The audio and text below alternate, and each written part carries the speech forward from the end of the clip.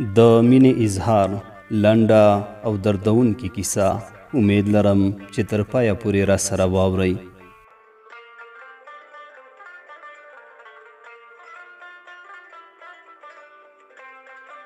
کلیوالي ژوند مو و. نوی له 12م ټولګي څخه فارغ شوی وم. د کانکور آمادګي سره مې نور کورسونه هم تعقیبول. له اوله مې له شعر و شاعرۍ او پښتو ادبیاتو سره ډېر علاقه او شوق و او غوښتل مې چې په پښتو ادبیاتو کې ښه مخکې لاړ شم، حتی تر ماسټرۍ دورې پورې. او د مکتب له دورې مې ځینې ښایسته او ښکلې لیکنې او شاعري لیکنې کړې وې. خو بالاخره د کانکور له ازموینې وروسته د خپلې خوښې پوهنځۍ د کابل پوهنتون ادبیاتو پوهنځۍ پښتو څانګې ته بریالی شوم. د پوهنتون له شریکېدو 2 ورځې مخکې زه کابل ته د دې لپاره لاړم چې خپل د لیلیې کار خلاص کړم، ځکه چې موږ څوک په کابل کې نه درلودل. 2 ورځې مې هم په هوټل کې تېرې کړې چې تر څو ټول کارونه مې خلاص کړم. په لومړیو ورځو کې په ټولګي کې لږ نفر وو، خو د ورځو په تېرېدو سره نفر نور هم زیاتېدل. ځینې توندخویه استادان به ډېری وخت په غوسه وو چې دا محصلین ولې نه پوره کیږي، په حاضرۍ کې نومونه زیات دي او نفر په ټولګي کې لږ دي. تقریبا 1-2 هفتې همداسې په ټوکو ټکالو او لږ درس ویلو تېرې شوې. د 3مې هفتې په لومړۍ ورځ ټولګي ته یوه پښتنه پیغله راننوته. ټولو ویل چې دغه د هوسۍ هم کمه وه او دا هم راغله. لاړه د نورو نجونو سره یو ځای په ټولګي کې کېناسته. داسې خاص پام مې نه شو ورته چې څنګه جینۍ ده، خو بیرون یې ټولې پوهنځۍ د ښایست او کمال صفتونه کول چې هوسۍ داسې ده او هوسۍ هغسې. زما هم زړه کې داسې غوټه پیدا شوه چې اوس خو یې حتما لیدل له نږدې پکار دي. بله ورځ د هوسۍ د لیدو په تمه وم چې ویې ګورم او له نږدې ورسره روغبړ وکړم. بالاخره هوسۍ سره مخ شوم. په واقعیت کې هم چې هوسۍ د 14مې سپوږمۍ په شان ښایسته او ثاني یې نه درلود. خو د هوسۍ په لیدو زما هم له پښو ساه لاړه، ځکه چې په لیدو یې ډېر ورخطا شوم او شرم مې راغی چې زه یو ساده کلیوال هلک یم او هغه د ښایست ښاپیرۍ ده. څنګه به ورسره مخ شم او زما سلام به واخلي او که نه؟ هیڅ مې هم ونه ویل. د وخت په تېرېدو سره مې هوسۍ ته هیڅ هم نه شو ویلی، خو یوازې په پوهنتون کې مخه څارله او په حوال به یې خبرېدم، خو په خوله مې ورته هیڅ هم نه شو ویلی. هوسۍ ډېره ارامه او عاجزه جینۍ وه. په ټولګي کې خو پرېږده چې په ټول پوهنځي کې به یې له چا سره خبرې هم نه کولې او نه به یې له چا سره کار درلود. خپلو درسونو ته به راتله او بیرته به په خپله لار تلله. فقط یوه نږدې ملګرې یې درلوده په ټولګي کې چې هغه هم مریم نومېده او له هغې سره به ډېره ښکته پورته کېده. د پوهنځي ټول هلکان ورته ګوته په غاښ وو چې هوسۍ به د چا په نصیب کې وي، ځکه چې هوسۍ په ښایست کې ثاني نه درلود. حتی نورو نجونو هم د ښایست صفتونه کول. څه موده وروسته د ټولګي امتحانونه په شروع کېدو وو. په ټولګي کې لومړنی شخص زه وم چې غیر حاضري مې نه درلوده او له لومړۍ ورځې په ټولګي کې حاضر وم. ما سره ټول نوټونه وو. دې په حاضرۍ کې کتلي وو چې څوک ډېر حاضر دی نو د هغه نوټونه هم پوره دي. د تفریح په وخت کې راته له شا طرفه غږ وکړ. حق حیران شوم چې زما نوم د جینۍ په خوله څه کوي. شاته ګورم هوسۍ ده. واه، داسې سوړ اسویلی مې ویست. فکر مې وکړ لکه چې لیدلی یم چې کله ناکله د پوهنتون په انګړ کې څارم. له پښو مې ځمکه وتښتېده او هغه هم زما طرف ته نږدې را روانه وه. چې نږدې شوه سلام مې واچاوه. ما یې هم سلام په ورخطایۍ واخیست. ما بل فکر کړی و، خو له روغبړ او احوال پرسۍ وروسته یې راته وویل چې ستا نوټونه مې پکار دي. یو ورځ یې له ځان سره وړم، خپلو کتابچې ته یې رسم او بیرته یې درته راوړم.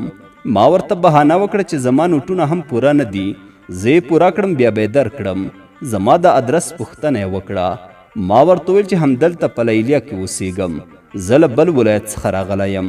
ویې ویل سمه ده، بیا خو لرې نه یې، کوم بل وخت به یې راکړې. خو ویې ویل چې له امتحانو مخکې باید راورسوي.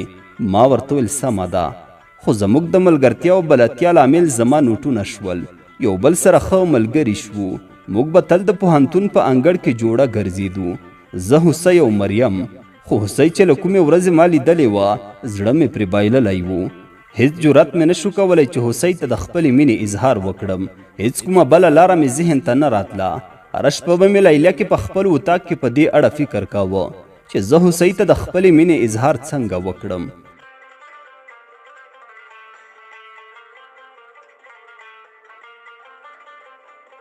بالاخره د ډیرو فکر کولو وروسته مې وغوښتل چې هوسۍ ته د خپلې مینې اظهار په خپله نوې شعري ټولګه کې وکړم او د مینې اظهار مې ورته د شعر په الفاظو کې بیان او ښکاره کړم او همداسې مې وکړل.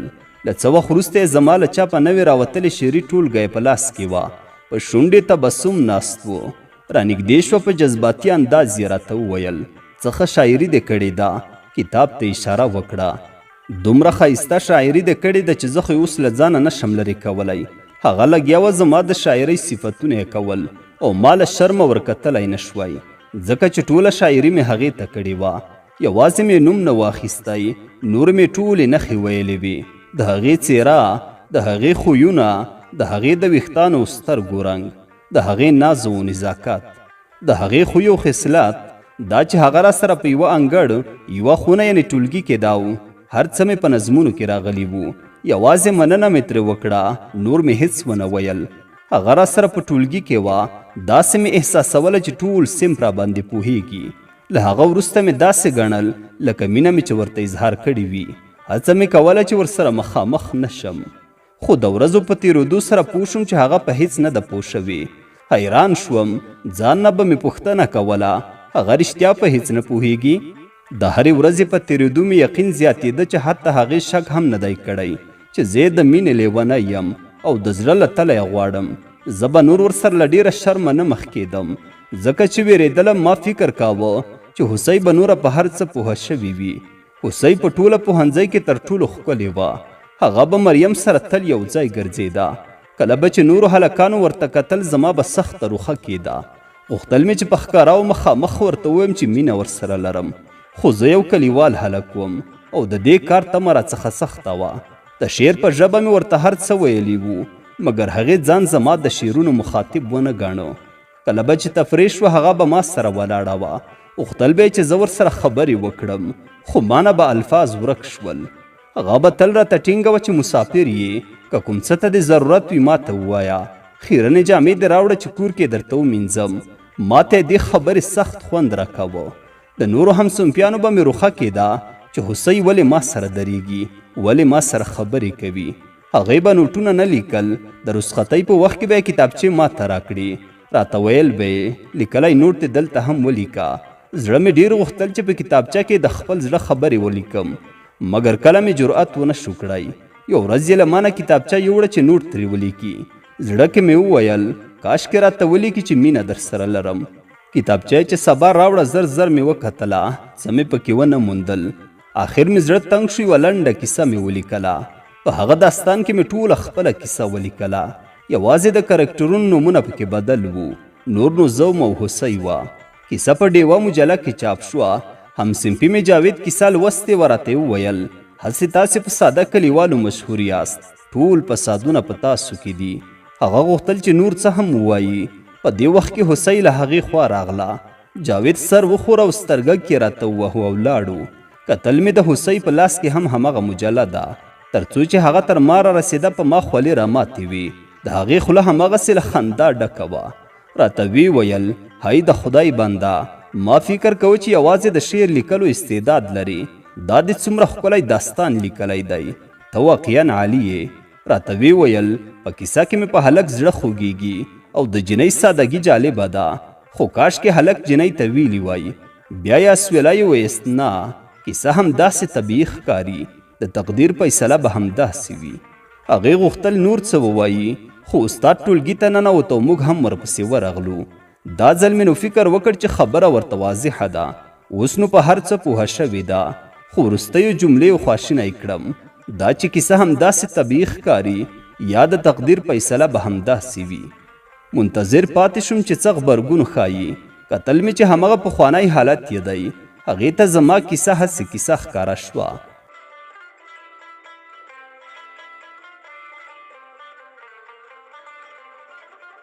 یو ځل مې تصمیم ونیو چې مخامخ ورته ووایم، خو بیا مې فکر وکړ که ورته ووایم هم اظهار به مې ورته شعر یا داستان ښکاره شي، نو نه ویل یې ښه دي. ژمی نږدې شو، ازموینې مو تېرې شوې، ټول رخصت شو، خپلو کورونو ته لاړو. زموږ ولسوالۍ ته لا د ګرځند د ټلیفونونو انتنونه نه وو رارسېدلي. ټوله رخصتي کې مې کوم همصنفي سره اړیکه نه درلوده. هوسۍ پسې خفه شوی وم، خو هغه حالت یې ناهیله کړی وم.